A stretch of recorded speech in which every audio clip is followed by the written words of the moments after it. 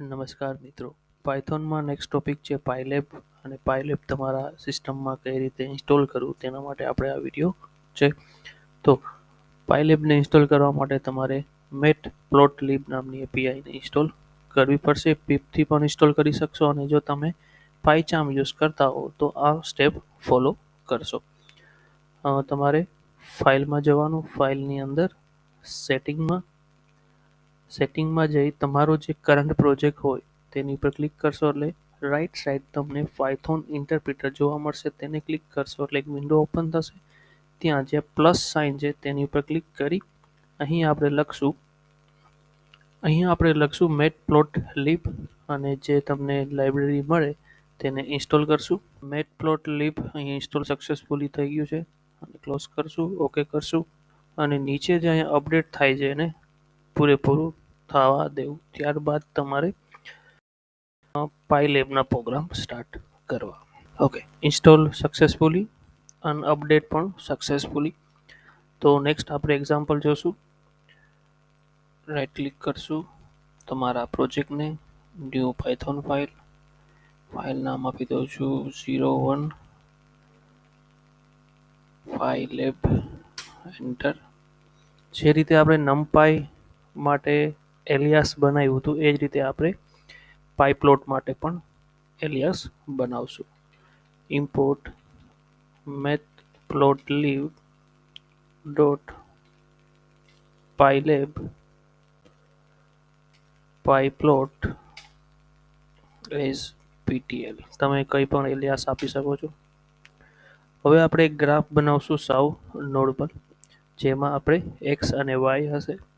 એક નોર્મલ આપણે ગ્રાફ બનાવીએ.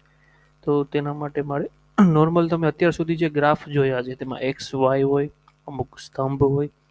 આપણે અત્યારે લાઈન ચાર્ટ એવું કંઈક બનાવશું, એક પ્લોટ બનાવશું જેમાં એક્સ અને વાય છે, અમુક વેલ્યુ હશે એક્સ અને વાયની. નોર્મલ આપણે વેલ્યુ આપશું લિસ્ટમાં.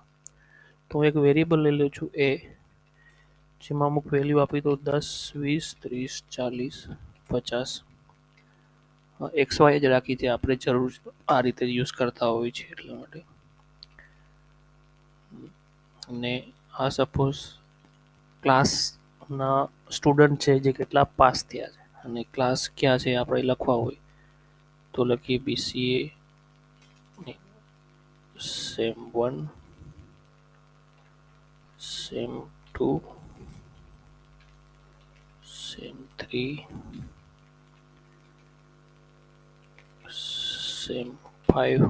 ઓકે, બંને એરે બંને લિસ્ટ મેચ થવા જોઈએ, બંનેમાં 5 એલિમેન્ટ છે. ત્યારબાદ plt ડોટ પ્લોટ ફંક્શન છે, તેમાં આપણે એક્સ અને વાય બંને પાસ કરી દઈશું આર્ગ્યુમેન્ટ. ત્યારબાદ હવે આટલું કરવાથી તમને ચાર્ટ દેખાશે નહીં, એને આપણે શો કરાવવો પડશે શો મેથડથી. Okay, done. Run it.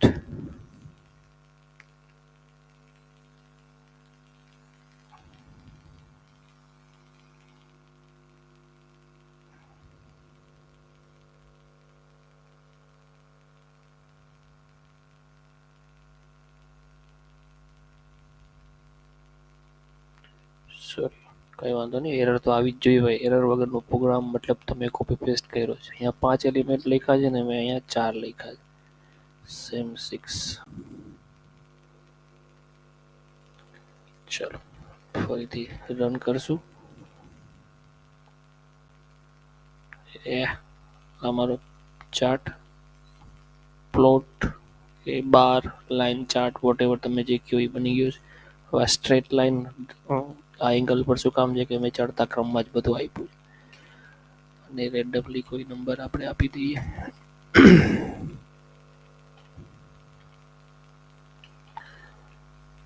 Right, close it.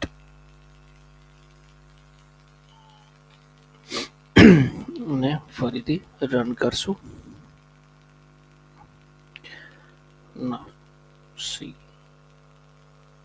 I think મેં એક્સ ને વાય આપી દીધું છે અને વાય ને એક્સ આપી દીધું છે. મારે આ નંબર અહીંયા જોઈએ છે ને સેમ બધા અહીંયા જોઈએ છે.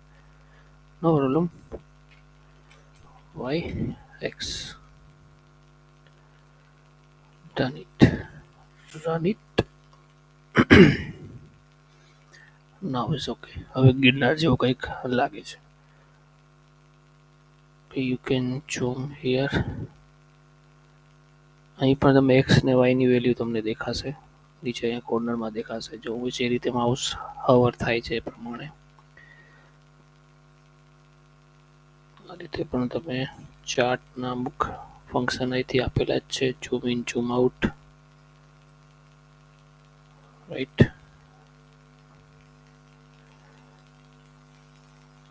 બેકથી પાછું અન્ડુ થઈ જશે. Okay, save as a figure. ચલો સેવ કરીને જોઈએ છે. પીએનજી ફાઇલમાં સેવ થશે. Let's check it. ક્યાં ગઈ ફાઇલ? હા, એ રહી figure.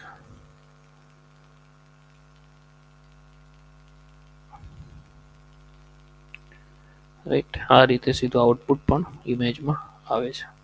It's good. This is example. મળશું આપણે નેક્સ્ટ વિડીયોમાં. ત્યાં સુધી જય હિન્દ, જય ભારત.